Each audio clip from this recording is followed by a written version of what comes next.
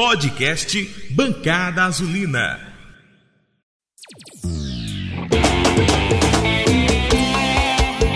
Simbora, Dragão! Simbora, torcida proletária! Alô, torcida Jovem Confiança! Alô, Trovão! Salve, salve, torcida azulina! Meu nome é Mike Gabriel, sejam muito bem-vindos a mais um Bancada Azulina número 103. Bancada Azulina para discutir essa semana do Confiança, onde tivemos jogo contra o Figueirense, tivemos jogo contra o Vitória, um empate em casa, uma vitória fora, e já estamos pensando no CSA, essa rotina louca que está o Confiança, 2 jogos por semana, e a gente não está dando conta de fazer um podcast por jogo como antigamente. Hoje a gente tem que englobar e tentar fazer um balanço da semana.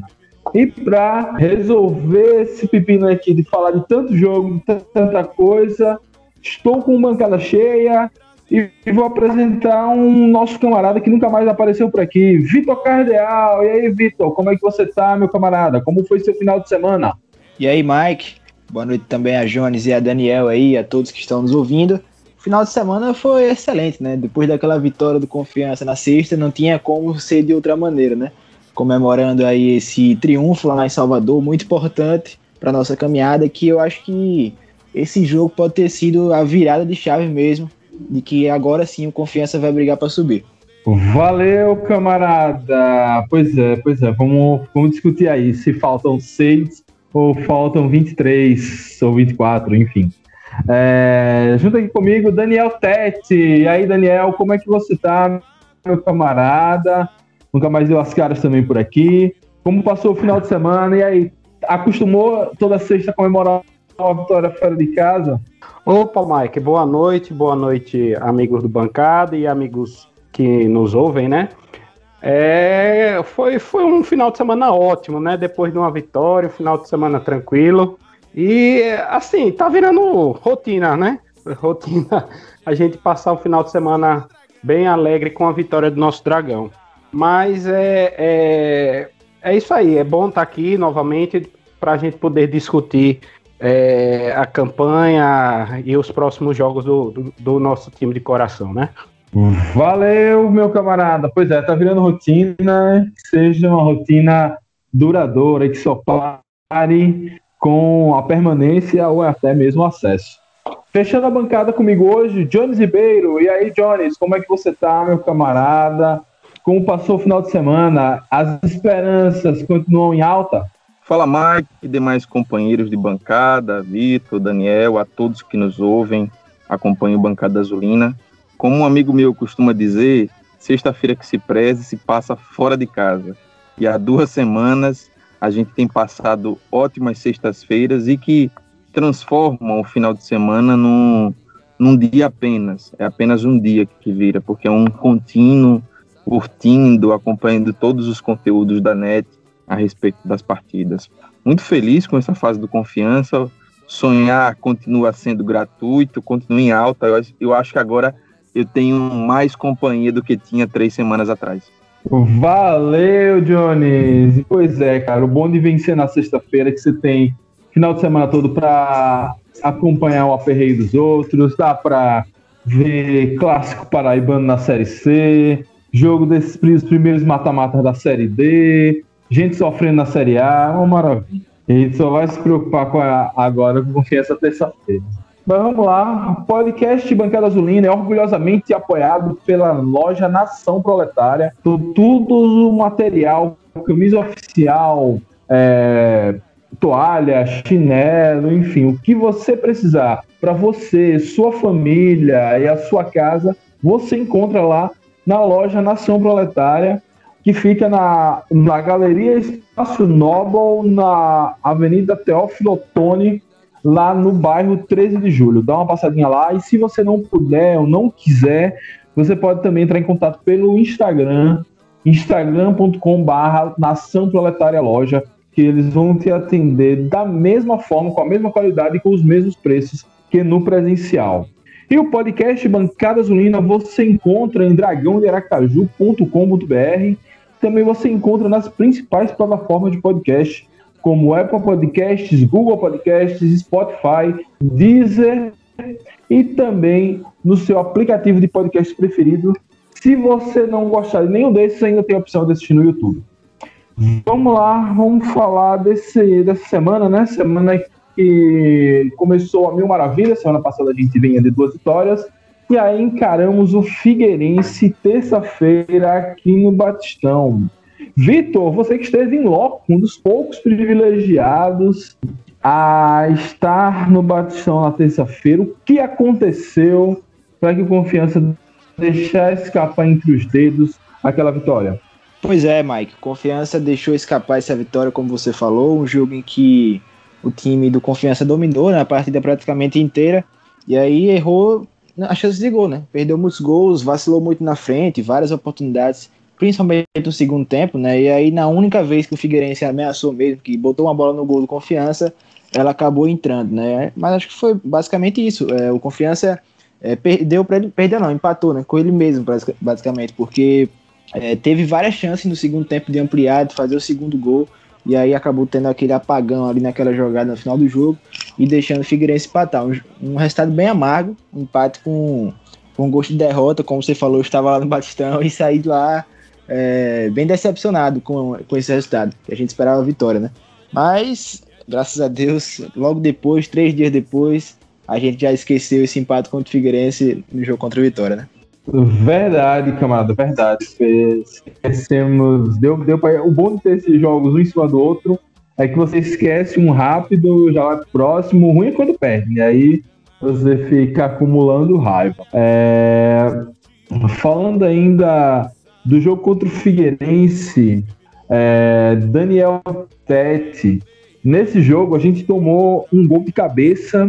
A gente tinha tomado um gol contra o Cruzeiro de cabeça e tomamos ontem não, na sexta, né, de Léo Ceará também de cabeça. Gols de cabeça virou nosso novo chute de fora da área, que a gente sofria no início da Série C, ou foi só questões contextuais esses jogos? Olha, Mike, infelizmente é um motivo de preocupação agora, né, a bola aérea, né, para a nossa defesa. É uma defesa que vinha bem sólida, bem segura, principalmente nesse quesito, né? Mas eu creio que seja questões assim de jogo mesmo, umas situações pontuais mesmo. Porque eu creio que a nossa defesa ela é uma defesa bem firme e tem 2 jogadores que jogam bem pelo alto, tanto Mancini como Nirley. Acho que são questões circunstanciais mesmo e que não vão provavelmente se repetir em sequência, não. Pelo menos é o que eu espero, né? Como o próprio gol do Figueirense mesmo, eu considero que foi um aborto, né? Aquela bola, aquela situação ali.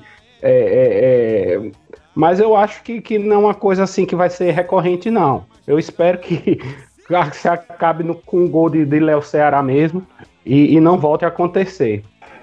Valeu, camarada. Pois espero realmente que esse problema seja sanado. Na nossa defesa, em que pese as cornetas, eu tenho visto ela bem sólida. São poucos gols, são poucos jogos que a gente toma mais de um gol por partida. E inclusive, algum desses jogos a gente consegue até o resultado, como foi no jogo da última sexta-feira. Jones Ribeiro, vamos agora começar a fazer a transição entre os jogos, né? Já que o jogo do Figueirense já está ficando distante, a gente vai falar ele mais rápido, vamos deixar aprofundar o jogo do Vitória. E por conta de desfalques, a gente perdeu algumas peças de meio campo.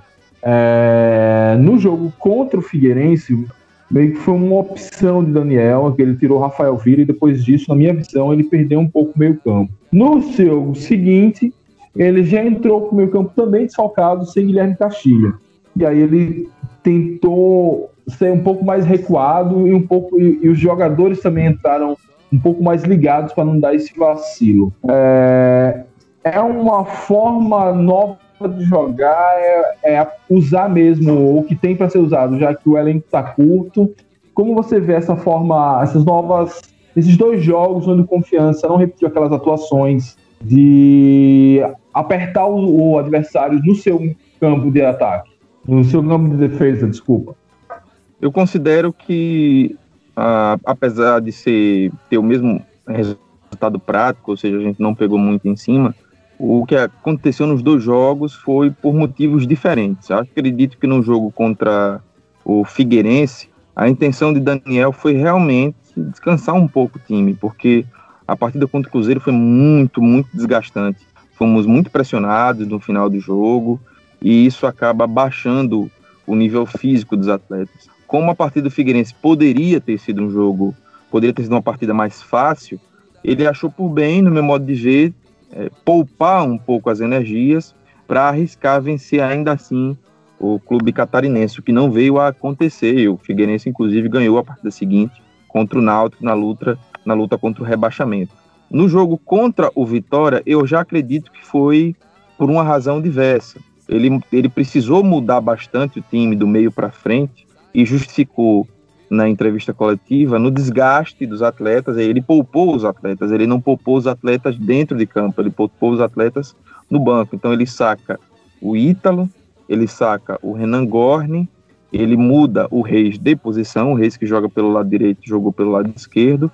Ele precisou mudar o Castilho, porque Castilho estava suspenso e sem contar com as alterações de Thiago Enes, que caiu continuou machucado, e Rafael Santos, que deu lugar a 2 rodadas a Jean também por conta de contusão. Então foram muitas mudanças, e por conta dessas mudanças ele precisou fazer uma marcação mais baixa, porque seria mais seguro, porque marcar em cima é difícil, é preciso estar bem treinado, e a prova foi o primeiro gol do Vitória.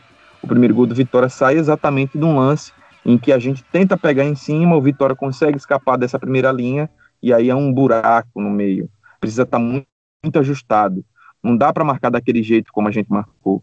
Marcar pressão é quando o adversário está de costas, aí você força a bola aí para o lado e você pressiona, não daquela maneira. Então acho que foi por razões diversas. Porque ele optou por poupar os jogadores durante a partida, e no outro ele optou em poupar os jogadores no banco, e aí se viu obrigado a fazer linhas mais baixas, já que nesse não é o perfil do Daniel Paulista. Agora, só voltando um pouquinho, fazendo um adendo à pergunta que você fez a Tete, eu acho que ainda não é um problema esses gols de cabeça, 3 seguidos. Agora, é um problema esse gol específico de cabeça, porque se você analisar, se quem estiver nos ouvindo analisar, o gol contra o Figueirense foi exatamente o mesmo lance do gol contra o Vitória. Isso chama atenção, é um lance de bola nas costas do lateral esquerdo, que é alçada a área, e alguém mais ou menos na marca da pequena área consegue cabecear para dentro do gol no canto direito de Jean. Então é algo a ser melhor avaliado. Talvez tenha um erro de posicionamento nesse momento defensivo. Valeu, Jones. Fala. Mike, talvez para não precisar voltar ao jogo do Figueirense, mas assim, a minha percepção ao menos, né, como tem um ditado de um pensador, um bom ditado que diz que não há um mal que não traga um bem. Então, como todos nós consideramos um resultado ruim, o empate com o Figueirense, eu acho que esse empate veio talvez ensejar talvez a vitória contra o Vitória, né? Porque justamente a acomodação que o time teve, principalmente no segundo tempo, fez talvez Daniel Paulista perceber esse cansaço, a necessidade de retirar alguns jogadores, poupar alguns jogadores, né? E ensejou o quê? Que esses jogadores puderam entrar no segundo tempo contra o Vitória, depois de descansarem um tempo e um pouco mais do segundo tempo sem jogar, né? Entraram descansados, com mais gás, e que veio aí a propiciar um melhor futebol, e que o Confiança conseguiu com esses jogadores com um pouco mais de gás, um pouco mais renovados, Confiança conseguiu com que tivesse êxito, né? Veio a ganhar o jogo. Então eu vejo muito por esse lado, que o mau resultado, o mau desempenho, principalmente no segundo tempo contra o Figueirense, veio ajudar a gente conseguir essa vitória contra o Vitória. Valeu, Tete. Pois é, eu senti isso também. Acho que essa coisa de tentar preservar o jogador em campo, talvez ele preferiu entrar com alguns reservas com gás completo do que entrar com os titulares meia bomba, precisando dar uma administrada ali no gás. Exatamente, eles puderam entrar depois renovados, né, com um bom gás, e aí o Confiança teve eles praticamente com 100%, partiu para cima do Vitória e conseguiu virar o jogo. É isso mesmo. E eu acho que o Daniel acertou também no jogo que deveria poupar, né? Esse jogo contra o Vitória, que era um jogo fora de casa, contra um time que vinha um bom momento, mas que tá abaixo da gente na tabela, para ter esses caras 100% contra o CSA agora em casa, contra o Juventude em casa, que são jogos mais difíceis e que o Confiança vai estar em casa, né? Então ele tem mais obrigação de vencer. Então acho que até nisso o Daniel acertou, né? No jogo certo para poupar os caras mesmo. E deu certo, né? Porque eles entraram no segundo tempo e resolveram o jogo. Exatamente. Isso mesmo. Inclusive, eu gostei muito da explicação dele, porque mostra que eu não sei se depois do que aconteceu contra o Figueirense ou se realmente era o andar natural das coisas, ele falou que ouviu o setor médico do Confiança, o setor de saúde do Confiança, quando ele deu uma entrevista coletiva e falou, não, o fisiologista falou que alguns jogadores estavam já no estresse máximo, que eles poderiam estar, precisavam descansar. E aí ele, ouvindo isso, administrou e que bom que o resultado veio. Mostra aí que o time está bem treinado, tá, como se diz na gíria do futebol, na mão do treinador. Além de não terem como desempenhar um melhor futebol por estarem cansados, provavelmente o risco de lesão aí era altíssimo, né? Isso. Basta ver que a gente tem muita lesão muscular no Confiança, né? Isso. Vitor, falando do jogo do Vitória, falar um pouquinho antes disso, vou fazer uma pergunta talvez um pouco complexa, talvez nem me explique direito, se você não entender, me perdoe e eu tento explicar. A gente pegou dois adversários que eles iam com expectativa lá em cima. Tô falando do Cruzeiro da semana passada e do Vitória da semana. Adversários que, por ter uma tradição no futebol brasileiro, serem clubes acostumados com a Série A, eles já pensavam em quantos pontos precisavam fazer e já contavam com essa vitória sobre o Confiança em casa. O que essa expectativa dos clubes ajudou nas nossas vitórias e qual o reflexo de vencer dois clubes tão grandes para a moral do elenco e para a visão que os outros clubes pelo Brasil, os outros jornalistas também, já que você está aí nos grupos de WhatsApp da imprensa, passaram a ter do Confiança nesses últimos 15 dias? Eu acho que, como você falou aí, o fato deles terem vindo animados, né? O Cruzeiro tinha ganhado da Chape fora de casa, o Vitória vindo 2 vitórias seguidas, e também o fato de ser o Confiança ajudou o próprio Confiança nesses 2 jogos, porque os times não respeitaram tanto Confiança. Diferente do Figueirense, por exemplo. O Figueirense veio contra a gente para se defender mesmo, jogar com as linhas mais baixas, mais fechadinho no primeiro tempo. E o Vitória e o Cruzeiro não, eles foram para cima do Confiança. E aí no jogo contra o Cruzeiro a gente foi muito feliz de sair na frente logo no começo, né? E no jogo contra o Vitória a gente acabou sofrendo o gol no começo, justamente com a pressão deles ali no início, mas acho que ajudou muito. E como você falou aí, essas 2 vitórias meio que mudaram o respeito do Confiança, né? Na imprensa, nos próprios torcedores dos outros times, né? Porque são 2 vitórias grandes, né? Que chamam a atenção contra o Cruzeiro dentro do Mineirão, o Cruzeiro que não tinha perdido, né, com o Felipão, e que depois do Confiança venceu os outros 2 jogos, inclusive sábado de goleada. Então, você pegar os jogos do Cruzeiro com o Felipão, só perdeu pro Confiança, né? Então acho que é uma coisa enorme, assim, que mostra o tamanho do trabalho do Daniel Paulista. E o jogo contra o Vitória, acho que talvez nem tanto pela atuação do time, mas pelo jeito que foi, né? Time que virou em 2 minutos, então chamou bastante atenção da galera aí fora e mudaram, acho, o patamar do Confiança. Inclusive, já fazendo essa comparação, acho que o CSA vai respeitar mais o Confiança e aí, por isso vai ser um jogo mais difícil ainda do que foi esses últimos. Valeu, meu camarada. Pois eu vi muito disso, né? Muita gente, inclusive torcedores desses perfis de futebol nordestinos, já sonhando com 6 nordestinos na Série A, e eles já estão contando com a possibilidade de Confiança e Sampaio, ou Sampaio e CSA, já que Confiança e CSA são os 2 que estão ali, talvez algum fôlego para atropelar nessa reta final e chegar no G4. Daniel Tete, vamos falar dos gols que o Confiança fez. Confiança, vamos falar um pouquinho mais desse jogo, né? Confiança, ele toma 1-0, e aí no momento que a gente achou que o Vitória, dentro da empolgação que ele vinha, iria amassar, eles recuaram e a gente consegue empatar, e depois, ali em 2 minutos, fizemos 2 gols. Foi vacilo da zaga do Vitória, ou aquela coisa que a gente sempre reclamava, do Confiança não sabe matar o jogo, dessa vez aconteceu, e vamos ter esperança de que para frente ele vai conseguir matar o jogo, vai ter o foco necessário para vencer enfim, fazer os gols nas oportunidades que tiverem. Olha, Mike, eu sinceramente acho, intimamente acho, né, que ali o Vitória se acomodou mesmo.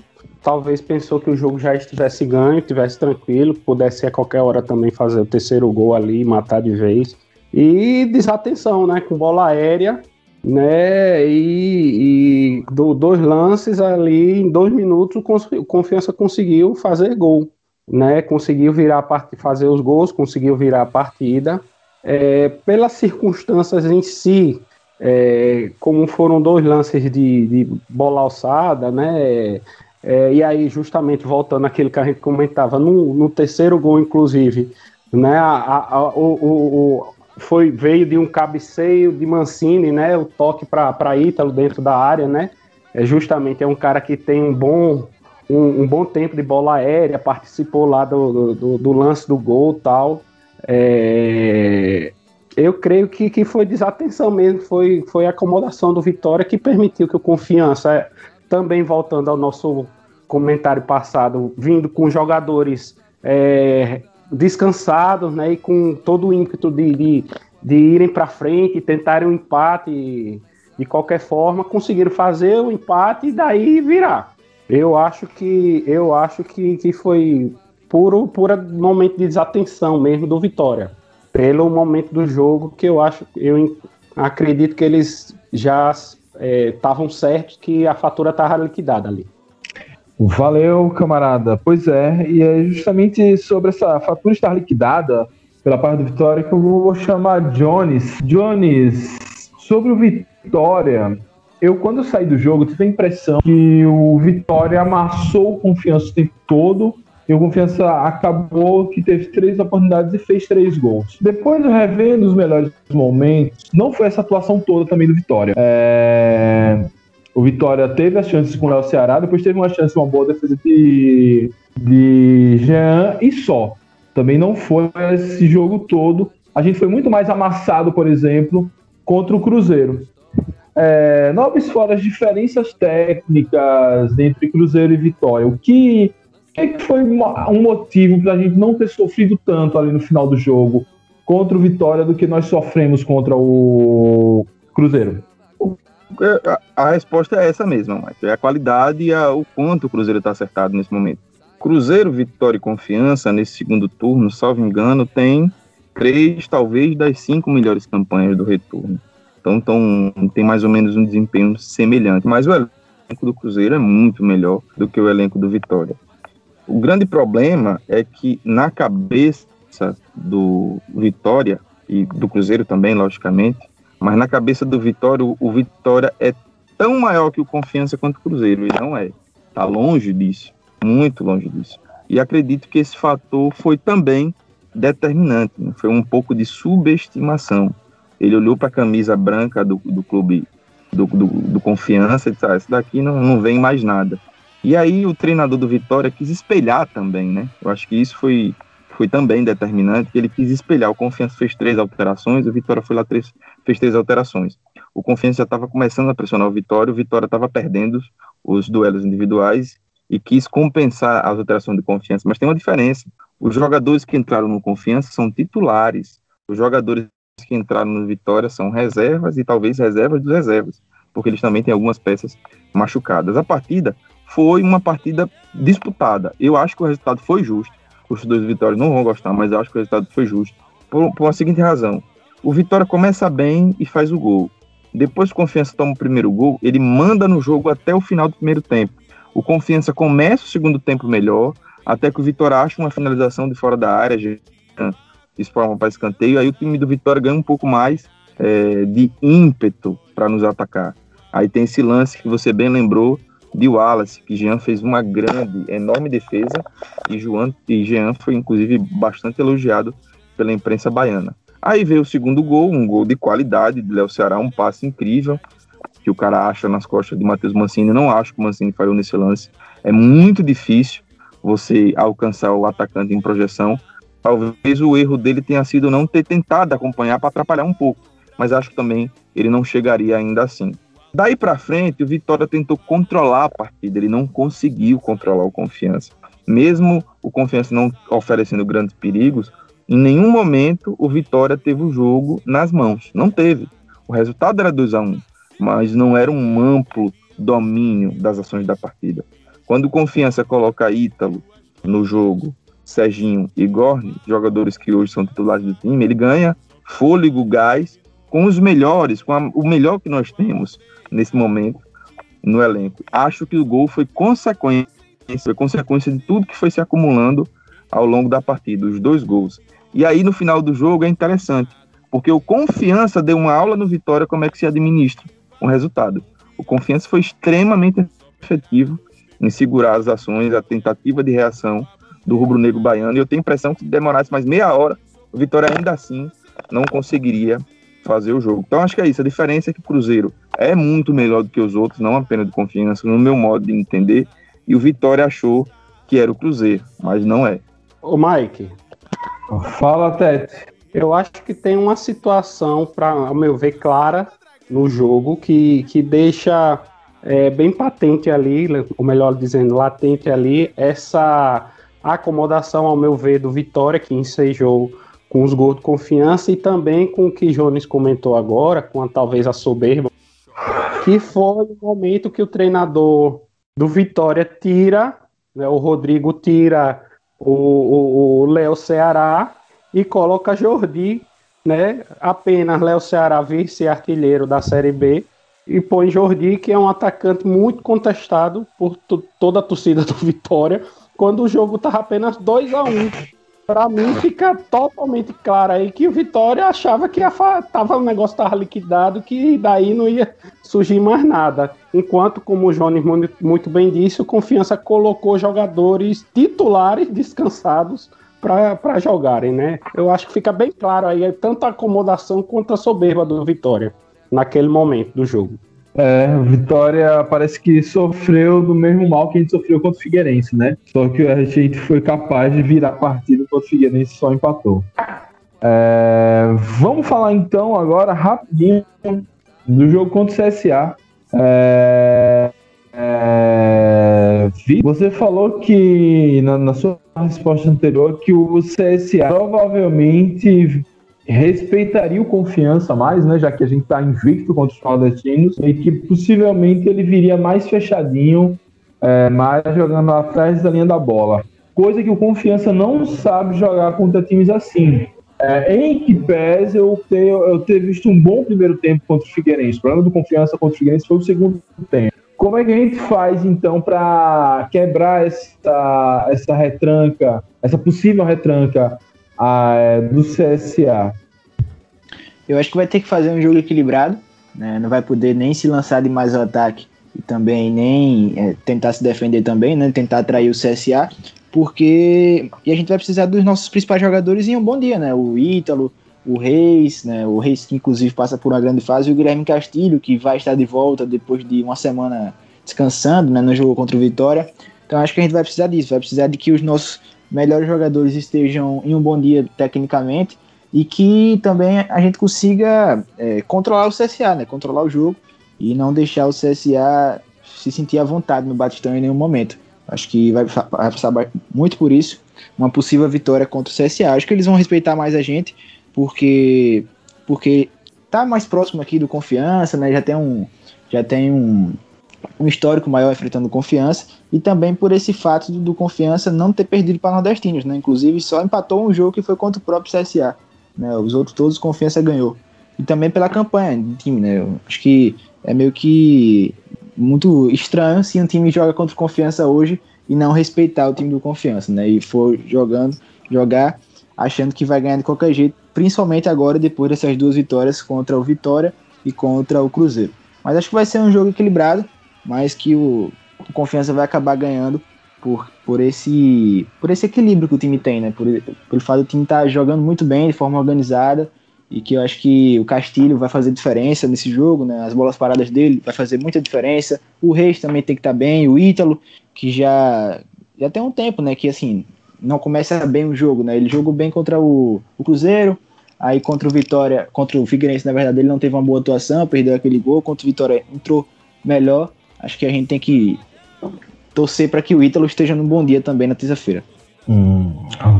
Valeu, cara. Valeu. Pois é, o Ítalo, ele tem essa característica de talvez a gente, por estar tão acostumado com ele em campo, a gente não valoriza mais aquela coisa dele segurar a bola ali na lateral de campo, acaba segurando um pouco o time adversário. Joga um medo, os adversários sabem que se deixar ele no mano a mano vai ficar difícil. Tete, você que analisou a defesa, né, na última resposta, o que fazer para armar essa defesa? A gente já precisou fazer isso outras vezes, mas a gente vai estar com Matheus Mancini suspenso. Como faz com tanta gente lesionada? Como faz para organizar? Vai com o Vinícius mesmo? O menino vai entrar em outra fogueira e vai dar conta? Eu creio que ele vai com o Léo Grigio, viu? Eu acho que ele vai botar para o Léo Grigio, porque as informações que a gente tem é que parece que o jogador que foi detectado com Covid foi Luan, se eu não me engano, agora nessa última semana antes do jogo contra o Vitória, creio eu. Pelo menos foi o que eu ouvi falar. Porque também ouvi falar que ele estava já pronto para retornar, para voltar a jogar.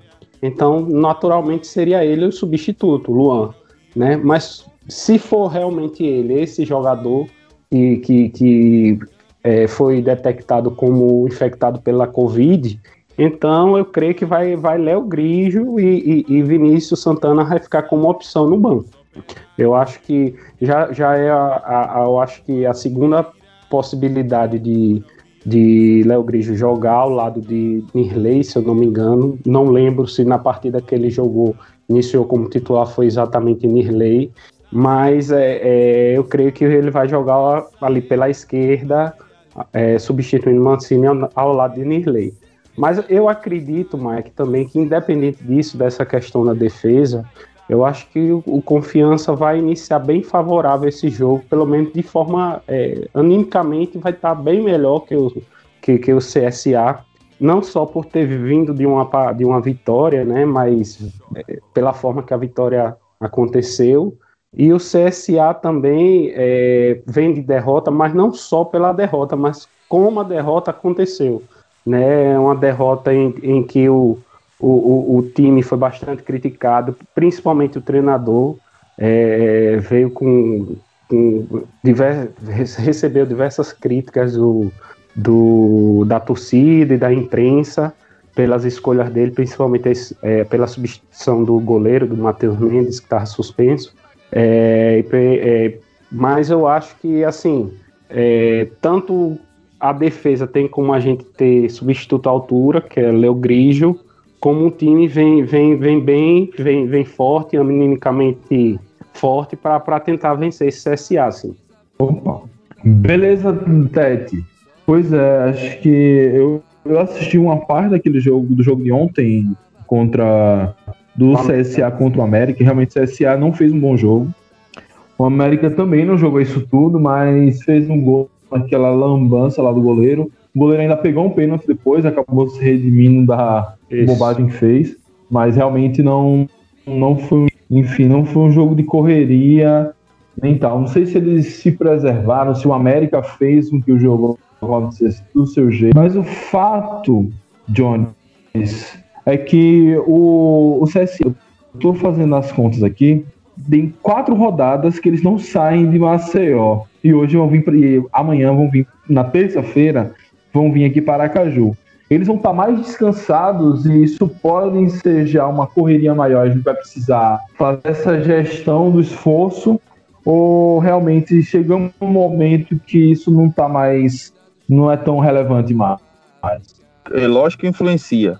Ele não pegou deslocamento, não pegou todo o cansaço de sair de hotel, entre avião, sair de avião, mas ele também tem um fator, ele jogou um dia depois do Confiança. O Confiança joga na sexta, o CSA joga no sábado. É pouco, mas levando em consideração que o Confiança não jogou em Caxias do Sul, em Pelotas, né? O Confiança jogou em Salvador, aqui pertinho do lado, então acho que tem uma diferença importante a ser considerada, o que acaba por compensar essa vantagem competitiva do CSA de não ter viajado muito nos últimos tempos. Creio eu, Mike, que vai ser uma partida muitíssimo disputada. Confiança e CSA vai ser um jogo muito bom de se assistir para quem gosta de futebol. América e Sampaio Corrêa também é outra partida que promete na próxima rodada. E vamos ver no que é que vai dar. O CSA é um time de muita imposição física. É um time que costuma pressionar bastante, mas que tem como fortaleza os jogos no Rei Pelé. Fora de casa, o CSA é apenas o 14º. Ele não tem um grande desempenho como visitante. Por outro lado, Confiança tem a 6ª ou a 7ª melhor campanha como mandante, apesar de ter menos jogos do que a maioria dos times em casa. O Confiança não teve sequência até agora de 2 partidas em casa. Essa vai ser a primeira durante o campeonato todo e, pelo contrário, 2 vezes tivemos sequências de 2 jogos fora de casa e vamos ter outra também no final desse turno. Então, eu não espero um CSA recuado, não espero. Alguns companheiros aí dizem esperar. Eu acredito que o CSA vai ser um time que vai jogar para frente. Por quê? Nós chegamos numa fase do campeonato e numa posição de tabela que não adianta muito mais ficar esperando o adversário, senão os que estão lá na frente vão desgarrar. A distância do Confiança, que tem 39 para o primeiro do G4, que tem 43, é de 4 pontos. Então, se for empate, e esse que está a 4 pontos vencer, vai a 6 essa diferença. Já viram 2 rodadas, e aí já começa a ficar mais difícil. Lógico, não dispensa, não termina com a possibilidade de chegar ao acesso, mas já dificulta bastante o caminho, porque é necessário 2 tropeços do adversário para você conseguir chegar na pontuação mínima, ainda levando em conta que existem 2 times entre o Confiança e o G4, que é Cuiabá, Juventude e Ponte Preta nesse momento. Então, pro CSA, que está um ponto abaixo, ainda tem um Confiança, a Ponte e o Juventude para chegar no Cuiabá, que tem 43. Então, eu não espero um Cuiabá, um CSA fechadinho. Lógico, espero que ele tente jogar equilibrado, de forma cautelosa. Isso é lógico. Mas acredito que vão os 2 partir para cima. Essa é uma partida que vale muito, muito, muito mesmo. Eu, inclusive, avalio que o jogo do CSA é mais difícil do que o jogo com o Juventude. Até por todas as circunstâncias que envolvem os 2 confrontos. O Confiança vai ter um ânimo, um certo revanchismo pelo que aconteceu na Serra Gaúcha, no primeiro turno, onde nós fomos garfados. Lógico, culpa da arbitragem, mas não dá para dissociar uma coisa da outra. O jogo do CSA é fundamental para a nossa trajetória de acesso. O Confiança, por mais que a diretoria continue dizendo que pensa apenas em permanência a essa altura do campeonato, não dá para falar em outra coisa. Nós estamos a 14 pontos da zona de rebaixamento, faltando 13 partidas. Se a gente empatar todas as partidas até o final do campeonato, nós vamos fazer 52 pontos. Estaremos, com certeza, livres da zona de rebaixamento. Então, os objetivos mudaram e esses confrontos em casa, para nós que temos sido bons mandantes, são essenciais. Beleza, cara. Então, você já considera aí, só para a gente ir para o nosso último tema de hoje, você já considera, então, que tanto para a CSA quanto para a Confiança, principalmente para a gente que tem essa meta mais clara desde o início, rebaixamento ficou para trás? Sim, Mike, sim, isso tá muito claro, né? Eu acho que ninguém mais que não seja torcedor do Confiança, pés no chão, tá falando que o Confiança luta contra o rebaixamento. Até a pergunta que você fez a respeito da mídia nacional reflete isso. Inhari Júnior estava falando que é preciso responder, é preciso reconhecer o trabalho do Daniel Paulista. Daniel Paulista deu entrevista na Jovem Pan. Não acontece isso com um time que tem chance de cair. Lógico, o time pode ter uma queda de produção e chegar no final não brigar pelo acesso.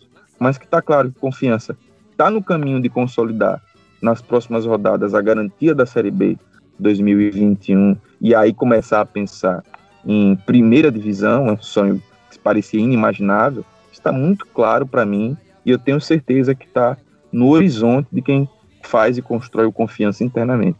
Tete, você abriu o microfone, quer falar alguma coisa? Não, Mike. Não. Ah, beleza. Não, eu justamente queria trazer Vitor para esse debate, né? E aí, faltam 23 pontos ou faltam 6 pontos? Vitor, como você encara essa questão. Eu, como supersticioso que sou, vou chegar até fechar os 45, eu vou fazer a contagem regressiva. Mas eu também não sou maluco de brigar com os... Estamos fazendo uma das melhores campanhas do segundo turno. Os recortes de 5, 10 jogos, 8 jogos, todos são nos favoráveis. Posso até buscar isso agora para trazer mais dados para esse debate. O que é que você acha? O que é que a gente tem que pensar? Passou o rebaixamento, vamos para cima ou vamos tentar estabilizar mesmo e já planejar 2021? Não, eu acho que a gente tem que tentar esse acesso mesmo, porque é uma chance real, né? Uma chance clara que o Confiança tem, só está a 4 pontos, né? 2 vitórias, que podem ser essas próximas 2 agora contra o CSA e Juventude, que são confrontos diretos até. Colocam a gente no G4, podem colocar a gente no G4. Então acho que tem que pensar em acesso mesmo, a gente tem todo o direito de sonhar. Ainda acho que é difícil Confiança subir, né? A chance é real, ela existe, mas é difícil. Mas acho que a gente tem todo o direito de sonhar. E acho que os jogadores também, a comissão técnica, embora não falem isso, não externem esse pensamento, mas com certeza eles já devem estar sonhando também, pensando em entrar no G4, né? Até porque a gente está olhando sempre para cima, né? A gente não olha a tabela pensando na parte de baixo, olha na tabela pensando em subir mais, né? E se o Confiança subir mais um pouquinho, ele já está no G4. Então eu acho que é meio que impossível uma pessoa hoje torcer por Confiança e dizer que não estou sonhando com acesso, que só quero brigar para não cair. Acho que isso já está decretado que o Confiança muito provavelmente vai brigar pelo esse acesso aí até o final. Beleza, deixa eu ver se meu microfone está aberto. Tá sim. Beleza, e você, Tete, só passar os dados dos recortes, né? Nos últimos 6 jogos o Confiança é o líder, com 13 pontos. Nos últimos 8 jogos, a gente já cai para o 6º lugar, com 14 pontos.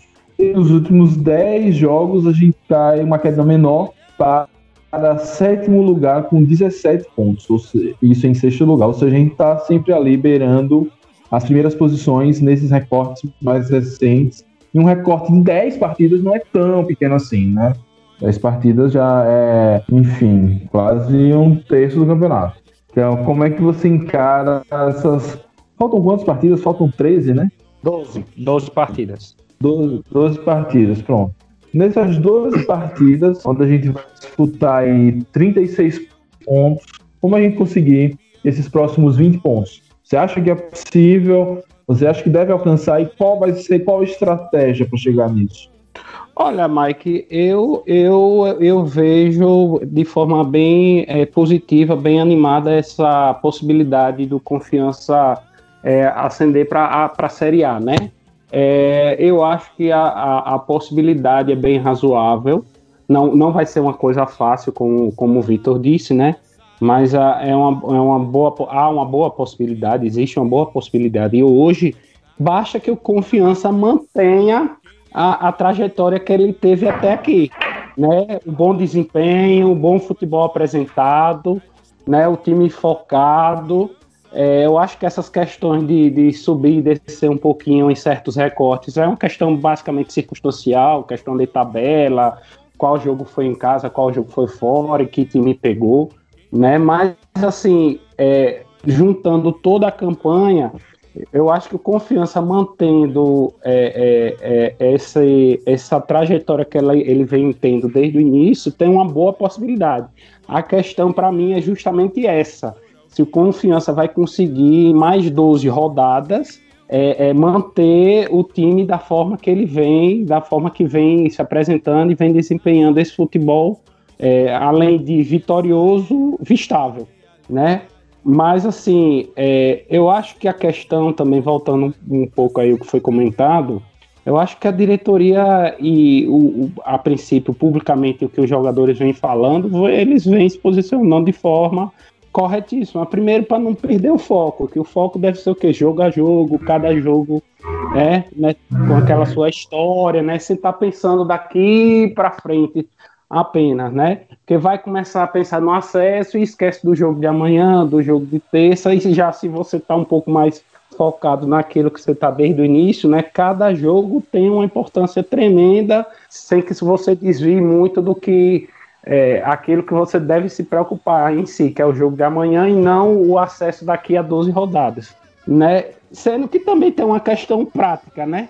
se você abandona muito essa questão o nosso foco, a nossa ideia é o acesso, para que agora é o não descenso, né, a manutenção, para que a partir de agora é o acesso, caso não venha conseguir esse acesso, uma belíssima trajetória, uma belíssima campanha que o time possa ter e ser vista pela torcida como uma campanha muito boa e vitoriosa com a manutenção, né? Caso não consiga o acesso, se a partir daí o foco seja amplamente passado e divulgado, que é o acesso, caso não venha conseguir esse acesso, vai ser uma campanha, né, e uma participação de derrota, né? Algo que não foi tão bom como pode ser visto caso se divulgue apenas que o foco em si é a permanência apenas, né? O que vier a mais é lucro, né? Então, acho que é uma questão prática, né? É uma coisa simples, né? Tanto de se não perder aquela coisa de focar partida a partida, como também de não entrar no oba-oba da torcida, né? Porque, digamos, um mau resultado daqui para frente, né, que vem atrapalhar um possível foco, né, um possível êxito no acesso para a Série A, pode começar a trazer uma situação, né, de pressão, de chateação da torcida, de animosidade, né, contra o time, que creio que não deve acontecer, né, porque independente do que venha acontecer em relação ao acesso, mesmo que se ele venha a ser atingido ou não, eu acho que da torcida estar extremamente satisfeita e comemorar essa campanha maravilhosa que o time vem tendo na Série B. E que com certeza, como o Jones bem disse, é quase impossível que venha a acontecer um descenso. Então é coisa para se comemorar e não para estar cobrando, não para estar chateado, não para estar cornetando porque não se conseguiu um acesso. Beleza, cara. Pra gente fechar esse tema e já ir pra parte das despedidas, hoje, em entrevista à Rádio Cultura, o presidente Thiago França falou que não vai ter mais contratações para a Série B. A janela de contratações fecha amanhã. Na verdade, seria uma janela para fazer substituições. Jogadores que não vão ser mais utilizados nessa Série B por conta de lesões poderiam ser substituídos, desinscritos e inscrever novos jogadores. Mas o presidente reafirmou o compromisso em manter os salários em dia e por isso não fazer loucuras no orçamento e que confia no elenco para a manutenção e até, quem sabe, um sonho. Então, a gente já... Só um comentário antes de passar para Jones, para mim já é uma coisa muito importante, porque muitos times, eu vi muito time fazer isso, quando a questão do acesso começava a vislumbrar, ele começava a fazer o que o Teto tanto criticou corretamente, pensava na frente, pensava, não, eu posso ter uma cota de Série A, eu vou ter patrocínio, eu vou ter isso, eu vou ter aquilo, e começava a contratar além do que poderia pagar, e se o acesso não vinha, ficavam os problemas. A Confiança não caiu nesse canto de sereia e segue o planejamento à risca. Aí, Jones, essa mensagem que a diretoria passa para a torcida e para os jogadores, e aí, principalmente para os jogadores, será que tem um impacto para os caras de dizer, eu confio em vocês e eu não quero também sacrificar os rendimentos de vocês, o ganha-pão de vocês, em prol de uma empolgação circunstancial? Isso faz com que o time possa se doar um pouco mais e, quem sabe, se aí a chave do acesso? Acredito que sim, né? O Confiança conseguiu algumas soluções caseiras para os problemas que ele tinha. Isso foi muito bom. Então, Serginho chegou e deu muito conta do recado ali na meiuca. Everton Santos se adaptou muito bem a ser o lateral esquerdo, opção a Silva. Renan Gorni começou a fazer gols, Bruno Paraíba já tem 2 gols também na competição, Reis encarnou uma fase mais artilheira. Então essas eram as principais peças que a gente precisava para esse momento. E agora a gente não está precisando. E aí é preciso que haja uma confluência de duas coisas. Primeiro, a necessidade dos jogadores. Segundo, a capacidade financeira. O Confiança, ao que tudo indica, não possui essa capacidade de contratar nesse momento. E os jogadores acabaram que deram a resposta positiva para aquilo que a gente precisava. Então, realmente, a diretoria acertou nesse ponto. Eu acho que se não tem dinheiro realmente, ótimo. Então, vamos com o que tem até o final. Já estamos bem aqui. Por que não até a 38ª rodada? Apenas um exemplo. O CSA levou o Rodolfo Filemon, tirou o Rodolfo Filemon do Botafogo. Para quem não lembra, Filemon jogou aqui em 2018, trazido por Luizinho Lopes. O Rodolfo Filemon entrou no jogo sem treinar ontem, já entregando bago, como a gente diz na linguagem de futebol. Um lance bizonho, ele falhou, saiu pênalti, o cara acabou perdendo, enfim, coisa da partida. Mas contratação não é sinônimo de solução, não é sinônimo de melhoria, nem sempre. Em 2018 a gente estava muito bem, aqui eu não vou colocar a culpa nele, mas a gente estava muito bem quando o Tite chegou, desandou. Não estou dizendo que é culpa de Tite, estou dizendo que coincidiu. Então isso não vai acontecer em 2020. Apesar de que, Mike, eu não gostaria nem de comentar, porque eu já vi várias vezes um dirigente de futebol dizendo não vou contratar e no outro dia aparece uma contratação. Às vezes é para não atrapalhar as negociações que já estão em andamento. Agora, se eu Confiança tivesse alguma folga no elenco para trazer um jogador que ganhe o que os caras estão ganhando, nesse momento não vale a pena trazer alguém ganhando muito. Não vale. Isso pode jogar o elenco fora. Agora, se tivesse espaço, eu contrataria. Veria aí quem está saindo da Série C, tem jogador que se destacou, que está sem clube. Daria uma oportunidade aqui para disputar essas 12 partidas, né? Acho que não seria nenhum absurdo para a nossa realidade. Beleza, Johnny. Inclusive, hoje eu tava até brincando no nosso grupo de bancada que aquele menino que sempre fez chover no Globo, Negueba, continua por lá. Encaixaria bem por aqui. Mas vamos lá. Ô, Mike. Fala, Daniel. Ô, Mike e Jones, vocês imaginam, né? E eu justamente por isso que eu também falei que eu acho que a estratégia da diretoria é correta. Vocês imaginam, eu acho que o Confiança com o planejamento que fez para essa Série B, com a folha enxuta, pelo que dizem é a segunda folha mais barata, né, mais baixa da Série B, conseguiu praticamente se manter, né, praticamente está sem riscos agora de descenso. Você imagina que com esse planejamento, com essa folha, se esse time consegue ter um acesso para a Série A, que feito, que vitória que esse clube vai ter. Ô Tete, pergunta, é bem interessante isso que você falou, porque me permita atravessar o papo aí, viu, Mike?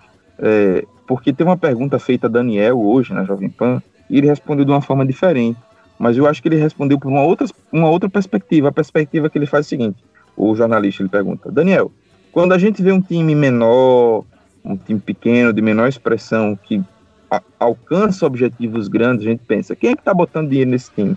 De onde é que esse time está sustentando? Ele pergunta, eu do Confiança, qual é a realidade? Ele pergunta pela perspectiva financeira e Daniel fala de modo mais genérico, dizendo que o clube está se organizando. Olha, se o Confiança conseguir a proeza de subir com esse orçamento que Confiança tinha, gente, é algo notável. É algo para ficar na história do futebol brasileiro. E aqui eu não estou exagerando. Exatamente. Não estou exagerando. O CSA subiu com mecenas. O CSA foi um exemplo disso, que ele veio, chegou na Série A. Mas teve um mecenas, o Confiança não tem isso. O Confiança não tem mecenas, o Confiança tem 100 mil reais da prefeitura apenas, que ajuda, mas é pouco. E eu, particularmente, não acho bom apoio do governo, porque quando cessa o time acaba. O Confiança é um exemplo, nesse momento, de gestão. O Confiança é um exemplo de gestão. E pela circunstância, né, Jônio? A gente está numa pandemia. O clube está querendo ter rendimentos, né? Ter sua renda, sua fonte ganha de poder público não tá certo, né? Não tem condições, né? É um absurdo. Não tem condições. Os esforços do dinheiro que estiver sobrando agora tem que ser para a saúde, porque vai apertar de novo. E o Estado está certo nesse sentido, né? Se tivesse numa outra situação, aí a gente poderia discutir se daria por Confiança pegar uma filepinha. Mas o que tá sendo feito é notável, né? A gente tem que tirar o chapéu. Mesmo que a gente não suba, sinceramente. Mesmo que a gente não suba, o Confiança é um exemplo de time de camisa, porque às vezes é fácil fazer isso com o Oeste, é fácil fazer isso com aquele time de Lucas de Rio Verde, Luverdense que estava, é fácil fazer isso com Cuiabá, mas o Confiança é time de massa. Para jogar no Confiança tem pressão, a torcida cobra. Eu sei porque eu já estive lá dentro. Uhum. E tomar essa atitude de fazer um time mais barato e ainda assim ter sucesso, olha, é de tirar o chapéu, viu? E eu acho que a partir daí, Jones, que vem essa questão também de que o foco é não descer.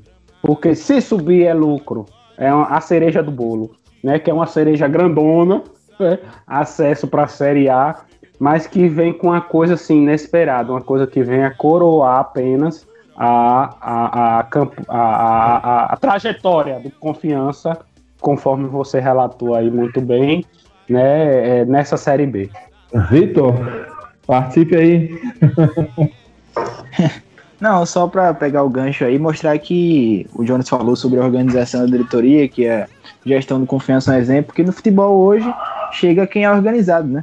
A gente tem exemplo da própria Chapecoense também, que é um exemplo também de gestão, e hoje no futebol brasileiro, se você tiver talvez um mínimo de organização, você, mesmo com poucos investimentos, pode chegar a lugares altos. Eu tava pensando aqui, vocês discutindo, eu viajando aqui, caraca, velho, que loucura, a gente tá discutindo Confiança, brigando para subir para a Série A. Isso há uns anos atrás era uma coisa inimaginável, né? Uma coisa assim que a gente olhava e dizia, não sei nem se eu vou, os mais velhos, né? A gente olhava e dizia, não sei se eu vou ver o Confiança jogar a Série A um dia. E a gente hoje está tendo esse sonho real, né? Na nossa frente, assim.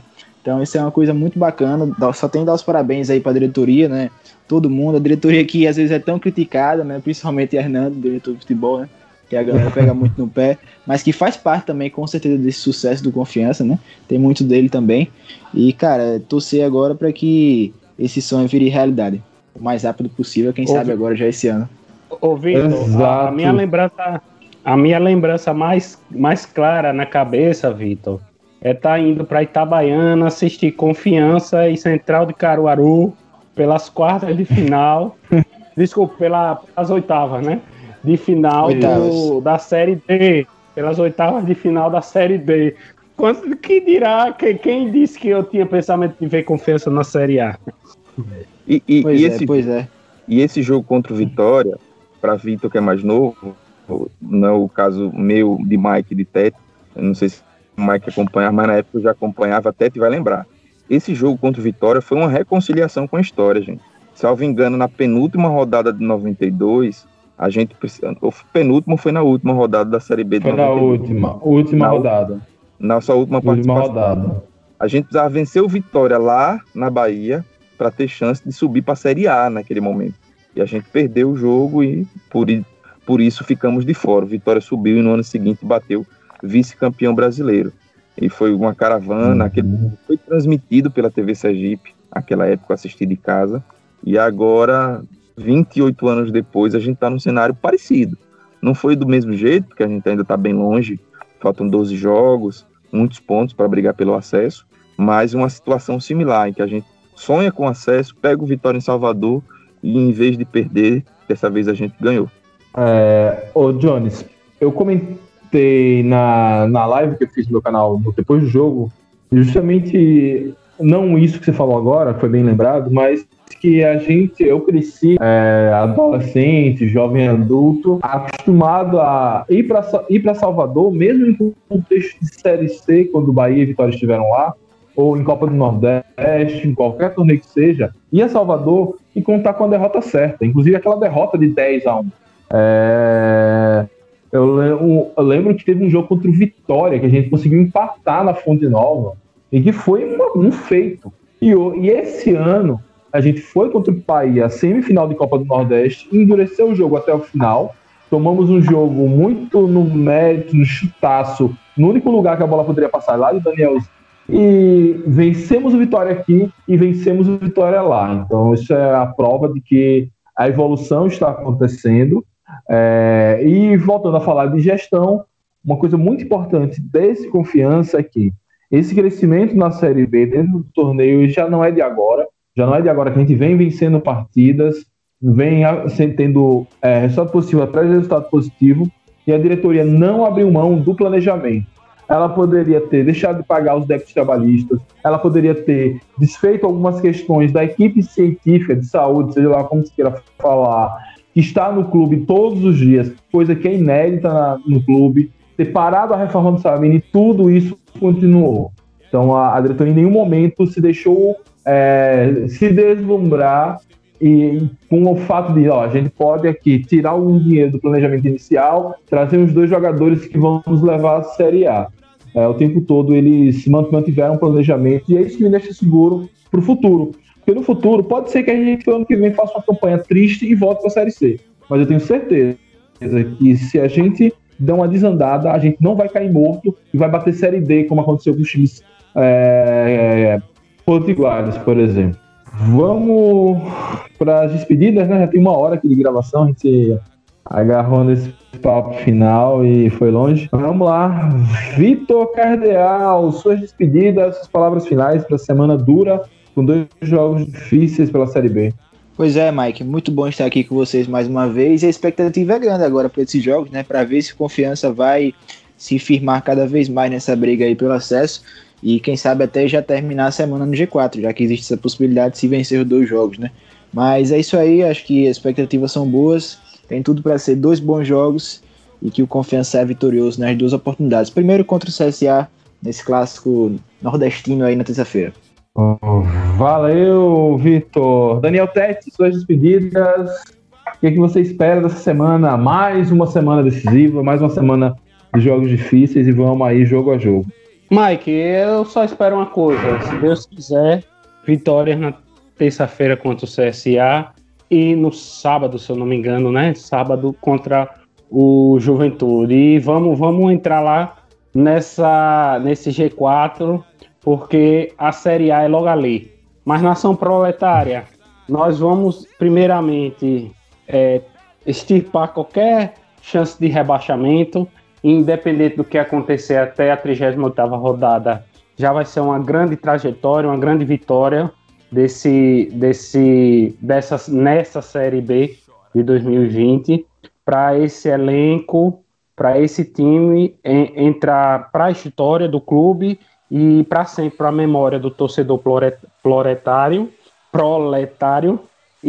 Mas a Série A é logo ali. Quem sabe a gente não vai lá incomodar e beliscar uma vaguinha. Valeu, Daniel. Pois é, rapaz, a gente sempre, toda a Série C a gente tinha essa mística de vamos fazer os 21 pontos para ficar, e depois a gente briga, e por 3 vezes a gente brigou para subir e em uma subiu. Vamos manter a mesma superstição na Série B, que vai dar certo também. Jones Ribeiro, suas despedidas, meu camarada. Mike, só agradecer a vocês, papo muito bom, como de costume aqui no Bancada Azulina. Tenho certeza que quem chegou até o final aqui conosco se deleitou desse debate de altíssimo nível. Dizer que estou muito confiante para essa semana do nosso clube. É uma super semana, né? Uma super semana. A gente tem 2 jogos que valem 600 pontos cada, não são 6 pontos, são 600. A gente pega 2 adversários diretos na luta pelo G4, o CSA e o Juventude. Não podemos deixar passar, também não podemos deixar nos abater. Eu torço muito que no domingo a gente esteja gravando o próximo episódio do Bancada Azulina com pelo menos 4 pontos. Acho que já será um resultado muito bom para os nossos desafios agora para esse final do campeonato. Isso mesmo, cara. Pois é, não dá para fazer 20 pontos em um único jogo, é pouco a pouco mesmo, lutar jogo a jogo. Da minha parte, desejar a todos os nossos ouvintes uma ótima semana, um bom feriado, né? Muita gente não trabalha amanhã, vai ter um feriadão prolongado. Um bom feriado, descansem, cuidado com a saúde. Segunda onda tá batendo a porta, então cuidem-se, cuidem dos seus. E vamos aí para 2 jogos difíceis, 2 jogos de afirmação. O jogo do Cruzeiro botou uma lupa em cima da gente, e o jogo contra o Vitória, além dessa lupa, botou 2 refletores em cima da gente. Então, assim, estamos sendo muito observados e precisamos dar respostas à altura. Então vamos confiar aí que voltaremos no próximo domingo com boas notícias, com boas novidades. Então, Siga acompanhando a gente aqui nas nossas redes sociais, Dragão de Aracaju, Proletário News, Dragão Bizarro, ADC Mil Grau, o canal de Mário Bezerra, Dragão da Massa, ADC Mil Grau, acho que eu já falei, enfim. Todos os produtores de conteúdo do Confiança, uma galera que tá fazendo com que você fique bem informado o tempo todo. Dragão Gaiato, não posso me esquecer de Fernandinho DG, que ele é o cara que sempre levanta essa bandeira dos produtores de conteúdo, a gente do Bancada, óbvio, porque é muito importante você ter essa comunicação de azulino para azulino, sem se menosprezar, mas também sem salto alto, uma comunicação aí que a gente faz para você de forma com todo o coração. Muito obrigado a todos e a todas, saudações proletárias e fui!